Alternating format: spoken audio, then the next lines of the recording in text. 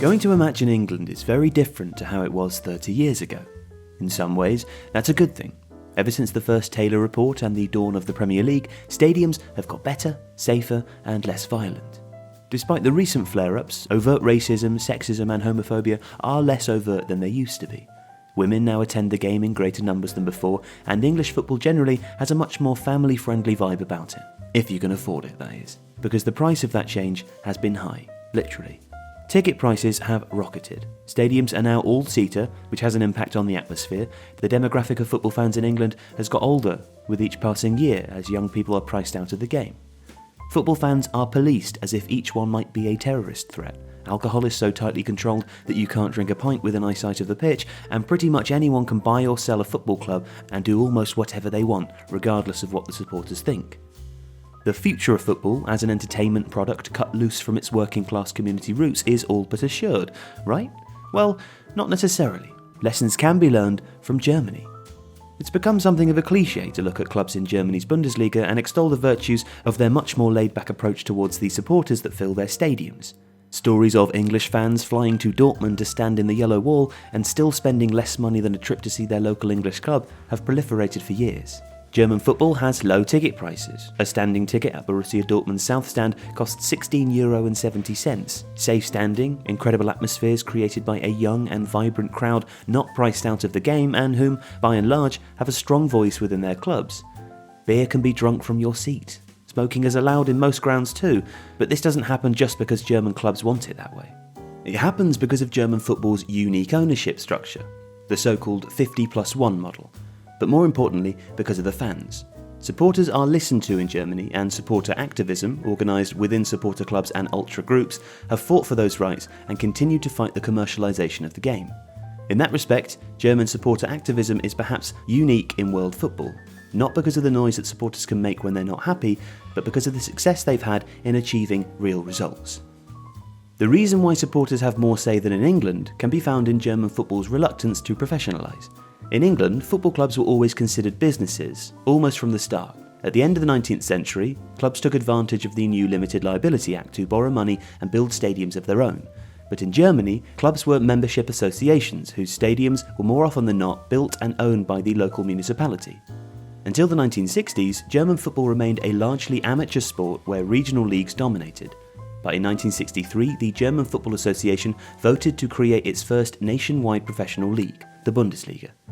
Membership associations ran these clubs with a few notable exceptions, namely Bayer Leverkusen and Wolfsburg, which had been set up and funded by the Bayer Pharmaceutical Company and VW for their workers.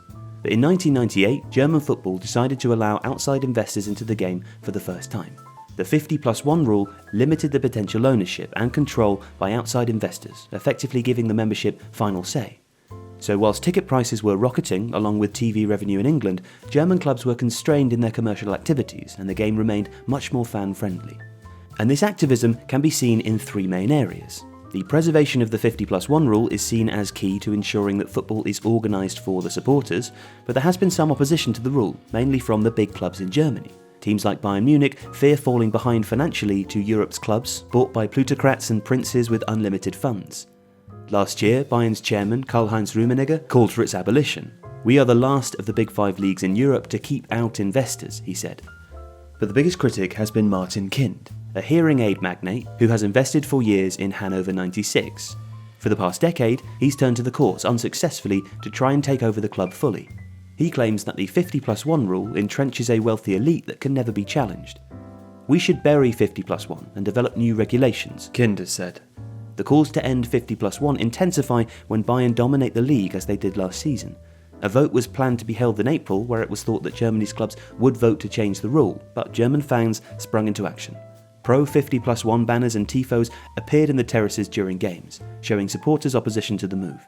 But that wasn't enough. One fan group at SC Freiburg, combining with supporter groups from Hanover, deeply unhappy with what Kind was planning to do, announced a petition, which does seem quite mild, but it provoked an outpouring of support. 3,000 membership organisations representing hundreds of thousands of fans signed up in support of 50+1. Just before the vote was due to take place in Frankfurt, fans from Freiburg and Hanover unrolled the metres-long petition next to the hall where the vote would take place. Each club chairman had to walk past it, and the vote was defeated, with the CEO of Borussia Dortmund conceding that he could only vote against it because the majority of his 150,000 or so members were also against it. So 50+1 stays, for now, and the supporter groups forced a new transparency into the voting procedure to boot. But another recent change has been the introduction of Monday Night Football. Germany is a vast country, and travel to away games can take a long time. Monday Night Football has made it almost impossible for hardcore fans to travel to see their team without taking days off from work. It seemed to be introduced not for the fans, but for the TV companies. So, when it was introduced last season, the fans revolted. There were, of course, tifos like the famous Garfield "We Hate Mondays" banner used by Werder Bremen, but also more innovative protests. Borussia Dortmund emptied its vast yellow wall for one game, a boycott of 20,000 people silencing the stadium.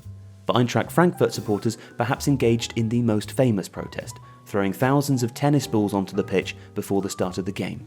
Later, they covered one of the goals in toilet paper too. Eventually, the German Football Association decided they were more trouble than they were worth. The DFL can confirm that a decision was made as early as September to abandon Monday Night Football games in the Bundesliga when the next media rights deal is negotiated, the German Football Association announced on their Twitter feed. Boycotts are a common theme, especially when it comes to RB Leipzig. The club is effectively bankrolled by the Red Bull empire, which would appear to break German ownership rules, but Red Bull got around the 50+1 rule in a cunning way. RB Leipzig used to be a 5th division club called SSV Markranstadt. But in 2009, Red Bull bought the club and all its branding and handed over a huge transfer war chest. They flew up the divisions and managed to satisfy the 50+1 rule by having a tiny membership board that cost thousands of euros a year to join. The club was run by a membership organisation in spirit only. In reality, it was run by Red Bull employees. With every new division, protests followed. 15 minutes of silence before a game, away game boycotts, stands wearing all black ponchos. Dynamo Dresden fans even threw a severed bull's head onto the pitch. This season, Borussia Dortmund again announced it's boycotting the away game in Leipzig. The club remain a pariah, which is unlikely to change anytime soon. There are a host of other issues that fans have protested on, from anti-racism issues to overly strong policing. But the forces of international commerce are strong. Ultras and supporter groups complain that the commercialisation they fight against is creeping in through the back door. Yet compared to England, which has an anemic reputation for direct action in football, German supporters show that far more powerful forces can be defeated, or at least held at bay, through solidarity, organisation and just sheer numbers. 2018 was a good year for German supporter activism, but next year they'll have to do this all over again, because power and money never sleeps.